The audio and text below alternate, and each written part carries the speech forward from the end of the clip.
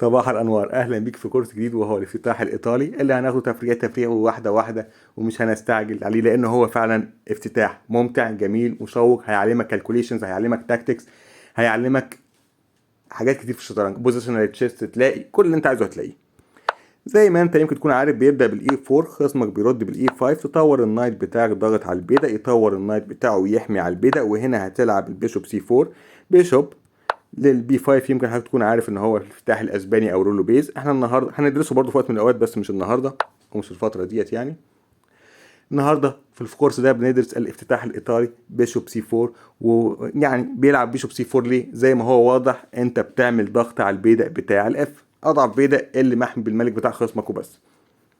طيب هو يمكن يلعب النايت اف 6 ودفاع اسمه دفاع الفارسين.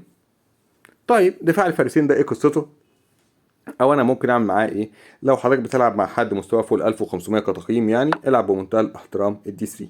لكن لو حضرتك بتلعب مع حد مبتدئ او مش دارس او كده وعايز بقى تعمل هجوم شويه عليه وشغل كده، انزل بالنايت بتاعك بالشكل دوت، عامل ضغط مزدوج على البدأ بتاع الاف 7. الحل بتاعها الرئيسي ان هو يلعب بهذا الشكل. في حل تاني، البيشوب وتكسر كاونتر اتاك. هنشوف الاثنين. طيب هو لو لعب بالشكل ده هعمل ايه؟ هاكل.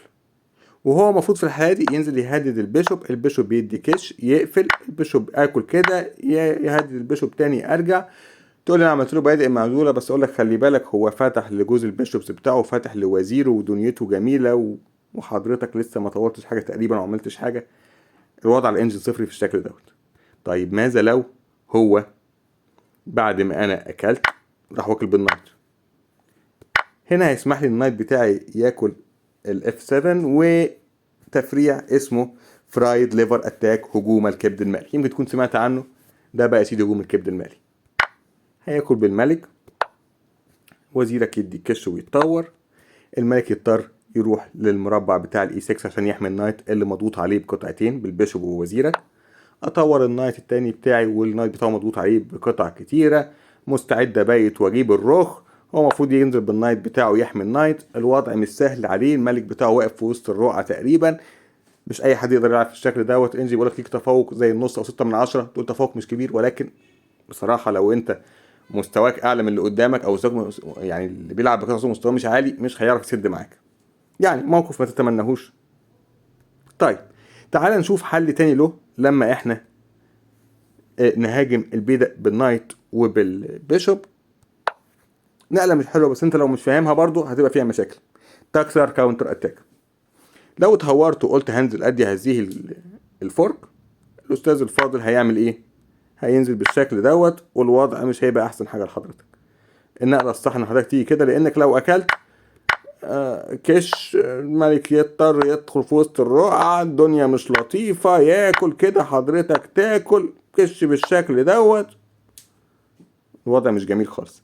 الحل في الحالة دي انك ما تطمعش وما تعملش الفورك دي، مش هتنفع خالص. امال اعمل ايه؟ انزل بهذه الكش، الملك يطلع، البيشوب يرجع. يعني دي حلها. تكسر كاونتر اتاك مش نقلة حلوة، نقلة تعتبر سيئة الا لو حضرتك ما كنتش حافظ او فاهم، فساعتها ممكن تقع في افخاخ او حاجات زي كده. طيب شفنا هجوم الكبد المقلي، شفنا التاكسلر. تعال نشوف برضو في عجاله حاجه تانية. طبعا الحاجات دي كلها ممكن ناخدها بالتفصيل اكتر في حلقاتها، ولكن احنا دلوقتي ايه، مقدمه تشويقيه بس، او نشوف ايه اللي ممكن يحصل في الكورس ده. شفنا النايت خلاص، عنده لعبه تانية. هذا البيشوب وتفريع لطيف وجميل جدا اسمه ايه بقى؟ جياكوبيانو فاريشن، او جاكوبيانو على طول من غير فاريشن من غير اي حاجه. طيب ده حله ايه؟ بلعب النقله الرئيسيه بتاعتها السي 3. انا بصراحه عايز افتح للبيشوب، وعايز لو النايت جه يهدد انا بالبيشوب ارجعه الاول للبي 3، وبعدين من البي 3 اهربه مثلا للسي 2 لو الظروف اضطرتنا. بيطور قطعه وهنشوفه بالتفصيل في وقته، وهنشوف ايه افكاره. هو طبعا بيلعب الاي 6 عشان يهرب البيشوب بتاعه، وانا كمان بلعب عشان اهرب البيشوب بتاعي. هندرسه ونفكر فيه وهنشوف تفريعاته وشغله في وقته. طيب نرجع من الاول. عنده تفريعات تانية؟ طبعا ده عنده تفريعات تانية كتير وهناخدها كلها على مهلنا.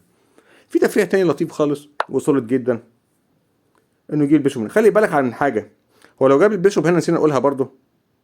لو البيشوب بتاع الاستاذ ده جه هنا، انا ما عادش النايت ده عندي متاح خلاص، في وزير هياكل تمام. فهذه اللعبه ما عادتش ايه موجوده خلاص. طيب تعال نرجع بقى للايه التفريع عايزين نتكلم عنه برضه، هنشوف حلقه من الحلقات وهو الايه هنجريان ديفنس. برضه هذا النايت ما عادش موجود، ما عادش مسموح له يلعب هذه اللعبه. طيب وهناخد برضه هذا التفريع ونشوف ايه افكاره في وقت من الاوقات. بتلعب ساعتها الدي 4 على طول، وهو ممكن مثلا يلعب الدي 6، سيادتك تاكل هو ياكل، وممكن ندخل في تكسير وزراء في الشكل دوت. طيب عنده العاب تانية؟ عنده العاب تانية. مش هيلعب الالعاب دي خالص بقى. عنده لعبة ممكن مثلا يلعبها زي H6 انتي فرايد ليفر ديفنس. مفيش النايت ده بقى طبعا خالص لاسباب كتيرة يعني، وهنشوف التفريع ده برضه هنتعامل معاه ازاي. بتلعب الدي 4 هناخده في حلقته وهنشوف ايه افكاره وايه دنيته، ولكن في وقته. طيب عندنا افكار تانية؟ طبعا عندنا افكار تانية. ممكن بعد ما يلعب الكلام ده كله خالص عنده جي 3، وهنشوف الجي 3 برضه هتؤدي لايه ونقلاتها، وهتاخد لها الحلقة بتاعتها وهنشوف ايه افكارها. كورس هيبقى ممتع، كورس هيبقى جميل. اهم حاجة ما نستعجلش فيه عشان خاطر هو يستحق الدراسة ويستحق التأمل ويستحق ان كل تفريعة يعني تاخد حقها. اتمنى تستمتع بيه وتستفيد منه. سبسكرايب لو مهتم تشوف باقي السلسلة دي وباقي الكورسات اللي هتكون موجودة في القناة. اشوفك الحلقة الجاية على خير وسلام.